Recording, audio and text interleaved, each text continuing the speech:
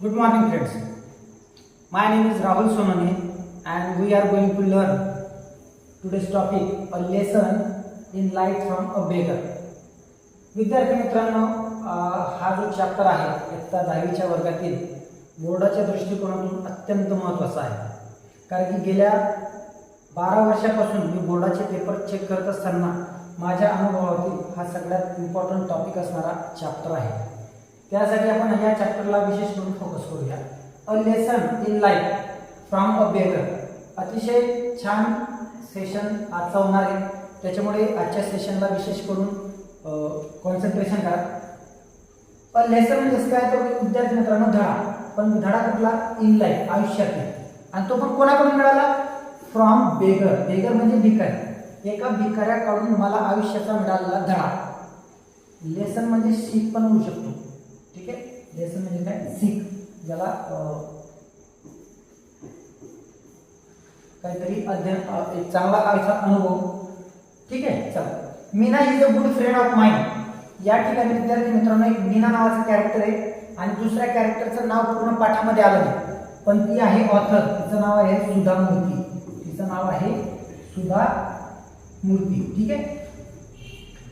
Meena is a good friend of mine. Meena ही एक माझी चांगली मैत्रीण. माइंड म्हणजे माझी चांगली मैत्रीण आहे. शी इज अन LIC ऑफिसर. की जी काय काम करत होते?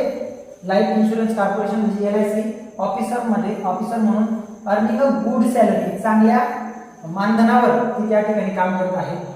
बट आता हे जर मीनाच्या बाबतीत सांगते म्हणजे निश्चितच सुद्धा सांगते.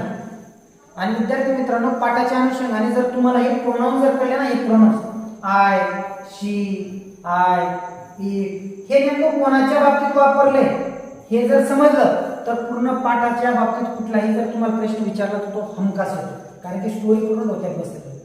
ठीक आहे. But there was always something strange about her. Always म्हणजे नेहमी, तिच्या बाबतीत नेहमी काय व्हायचं? स्ट्रेंज व्हायचं. स्ट्रेंज म्हणजे काय? विचित्र. तिच्या बाबतीत नेहमी विचित्रच व्हायचं. She was a forever unhappy. Forever म्हणजे नेहमी. ती नेहमी काय असायची? अनहॅपी असायची, म्हणजे दुःखी असायची. Whenever I met her. जेव्हा मी तिला भेटले, I would start to feel depressed. ज्यावेळेस मी माझ्या मैत्रिणीला म्हणजे या मीनाला ज्यावेळेस भेटायचे ना, त्यावेळेस मला काय फील व्हायचं? फील म्हणजे वाटणे, भासणे, दिसणे, असे 3 वर्ड या शब्दाचे अर्थ आहेत.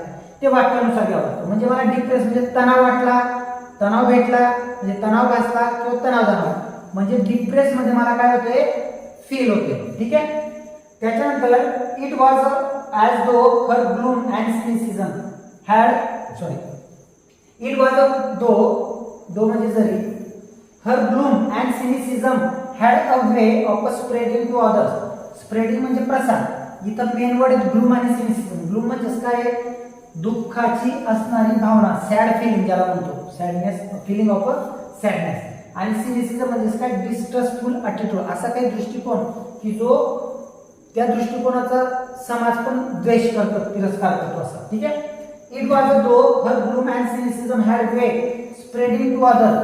तिचा असा स्वभाव असल्याने तो स्वभाव काय करत होता? इतरांमध्ये पण पसरत होता. आणि ऑटोमॅटिक तिचा स्वभाव असल्यामुळे तिच्यापासून लोक काय करत होते? दुरावा निर्माण करत होते, म्हणजे अपाट होत होते तिच्यापासून.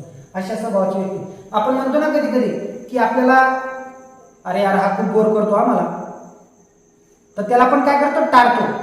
मीनाचा स्वभाव कसा होता? मी तर पेसिमिस्ट आणि ऑप्टिमिस्ट असे 2 प्रकार आहेत. म्हणजे पेसिमिस्ट म्हणजे निराशावादी आणि ऑप्टिमिस्ट मीन्स म्हणजे आशावादी. तर मीना ही पेसिमिस्ट आहे, म्हणजे निराशावादी होती. आणि तिचा स्वभाव तसा असल्यामुळे तो स्वभाव काय करत होता? स्प्रेड करत होता इतरांमध्ये. ठीक आहे. बघा पुढे. She never had anything positive to say on any subject about any person. ती नेव्हर म्हणजे कधीच नाही. काय? Anything positive to say. कधीच ती सकारात्मक बोलत नव्हती. कोणाच्या विषयी? कुठलाही सब्जेक्ट असो किंवा कुठलाही व्यक्ती असो त्याच्या बाबतीत कधीच ती पॉझिटिव्ह बोलत नसेल. काय निगेटिव्ह बोलायची. आणि तुमचा जर निगेटिव्ह सेन्स असेल तर तुमच्या आयुष्यात गोष्टी पण काय घडत असतात? निगेटिव्ह घडत असतात. त्याच्यानंतरचं पुढचं बघा. आता उदाहरण दिलंय सुधा मूर्तीने. फॉर इन्स्टन्स म्हणजे उदाहरणार्थ समजा I might to say her Meena did you know Rakesh has come first in school. जर समजा मी तिला जर सांगितलं Meena did you know Rakesh has come first in his school, की राकेश काय आहे त्याच्या शाळेत फर्स्ट आलेला आहे. आता ही आनंदाची गोष्ट आहे. आपण कोणाला पण सांगतो की अमुकनी पहिला आलाय, अमुकनी विनर झालाय, तर याच्यात समोरच्याला सांगितल्यानंतर पण आनंद वाटतो. पण मीना हे कॅरेक्टर असं होतं की ती काय करायची, नेहमी निराशावादी पद्धतीने बोलायची. आता ती म्हणते मीनाचा रिप्लाय बघा, मीनाचं अपोस्ट्रॉफी करून जर यस आला, वरती अपोस्ट्रॉफी करून जर आला तर मीनाचं इमिडिएट रिस्पॉन्स म्हणजे मीनाचा तात्काळ प्रतिसाद काय असायचा, would be to better the achievement naturally his father is a school teacher she would say. लगेच तिचे काय येतात, त्याचे वडील म्हणजे राकेशचे वडील काय आहे, इज अ स्कूल टीचर, शाळेचे शिक्षक आहेत. मग कदाचित आला पण असेल त्याचा नंबर.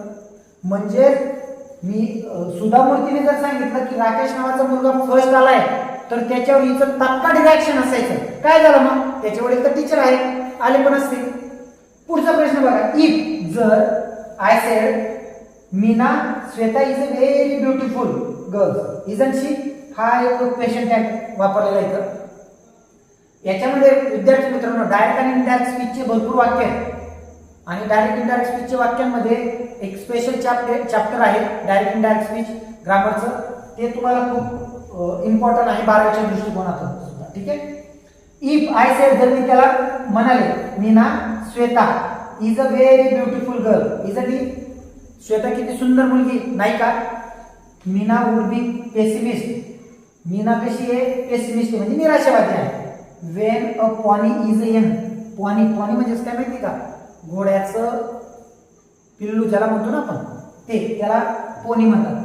ते is a young he looks a handsome, घोड्याचं पिल्लू जे असतं ते लहानपणी कसं एकदम सुंदर दिसतं, पण मोठं झाल्यानंतर काय होतं ते कुरूप दिसतं, त्याला आपण प्रेम लावत नाही. जसं बकरीचं पिल्लू असेल, मांजरीचं पिल्लू असेल, कुत्र्याचं पिल्लू असेल, पप्पी असताना आपण ते काय करतो ना लाळाने आपल्याला सुंदर वाटतात, ते मोठे झाल्यानंतर ते आपल्याला आवडत नाही, तिचं इन्स्टंट रिॲक्शन असतं. मग काय झालं त्यात, म्हणजे पॉनी कसं लहानपणी सुंदर असतं, हँडसम दिसतं, पण थोडं काळ गेल्यानंतर मोठं झाल्यानंतर ते कुरूप दिसतं. तसंच श्वेताचं पण आहे. आता ती आहे म्हणून दिसते सुंदर, पण हळूहळू ती काळानंतर कुरूप होईल. बघा, he looks handsome it is a age that matter, हा इथं वयाचा एक मॅटर आहे. वेट फॉर सम टाइम, थोडा वेळ वाट बघा. श्वेता विल बी अग्लियर म्हणजे कुरूप, uglier than anyone you know, तुझ्या माहितीपेक्षा इतरांपेक्षा ती काय असेल कुरूप दिसेल. म्हणजे इथं सुद्धा ती निगेटिव्ह बोलली. नेक्स्ट बघा विद्यार्थी मित्रांनो,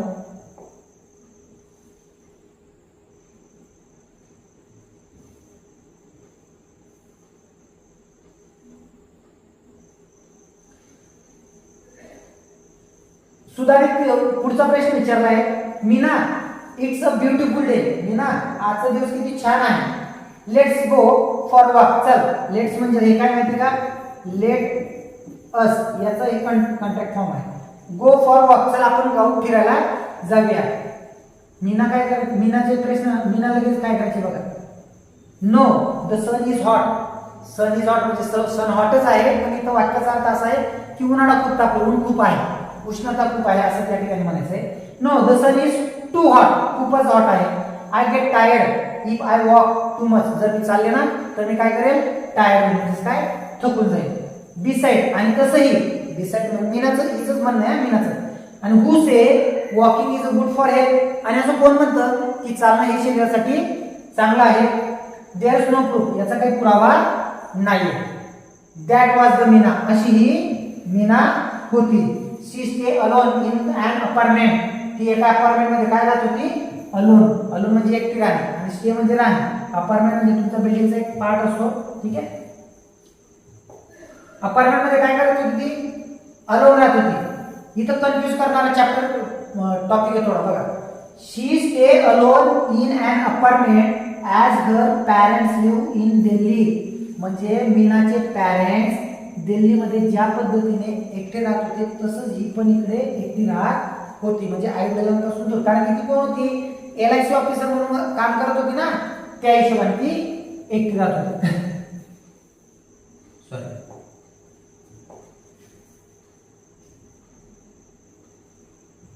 किती मिनिटं झाले,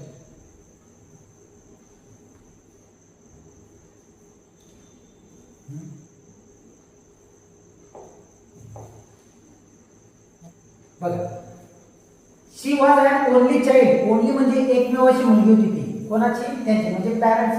मीना ही एकटी, तिला भाऊ आणि बहीण होती. Only and only child had the habit of complaining. आणि तिला काय होती? का हॅबिट होती, सवय होती कशाची? कंप्लेंट करायची, तक्रार करायची. About anything and everything. सगळ्या गोष्टींच्या बाबतीत, प्रत्येक गोष्टीच्या बाबतीत ती काय करायची असे? तक्रार करायची. म्हणजे आपण याला एक म्हणू शकतो लाडाची मुलगी असेल, पापाची परी ज्याला म्हणू शकतो. Naturally she wasn't a very pleasant company and nobody wanted to visit हर.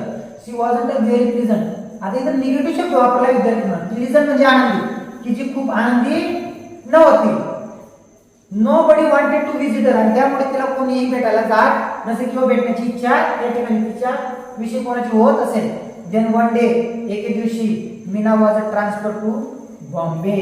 आणि एका दिवशी मीनाची ट्रान्सफर कुठे झाली? बॉम्बेला झाली. And soon we all forget about her.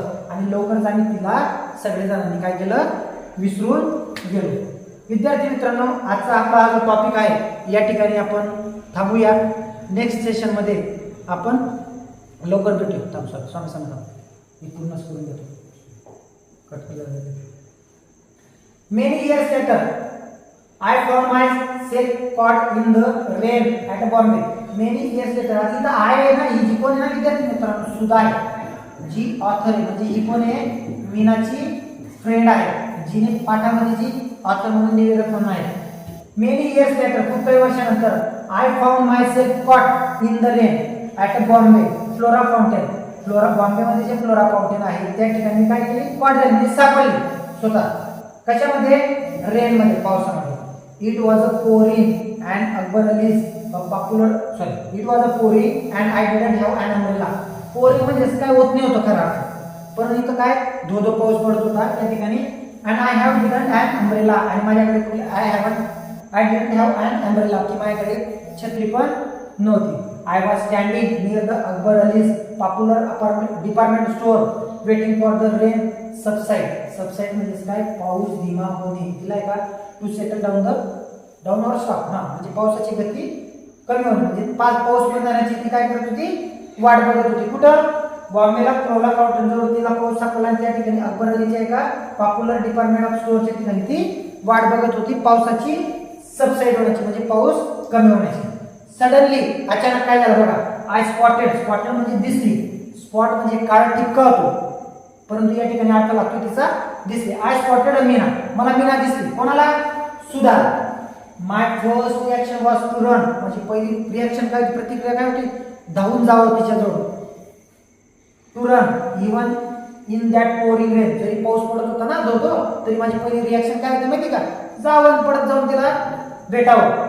I was an axis म्हणजे विचित्र झाले. To avoid being seen by her. आणि मी काय केलं माहिती का? टाळलं.